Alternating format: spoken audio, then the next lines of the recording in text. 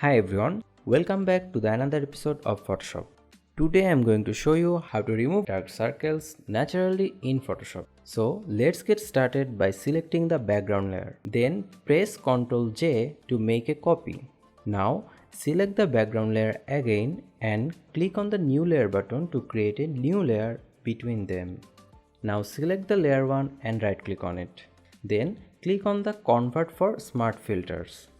And then go to the filter, other, and then high pass.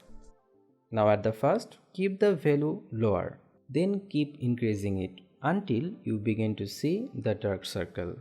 So in this case, it's 5. Then hit OK. Now change the layer 1 blend mode from normal to overlay. And then hold down the Alt key and click on the line between these two layers. And then select the layer 2. Select the eyedropper tool.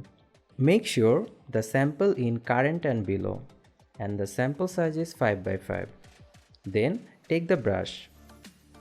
Hold the Alt key and take the sample from the brighter area. Then just paint on a darker area with the brush tool. Now if it's too much, decrease the flow to lower and do the same. Keep on doing until you are satisfied.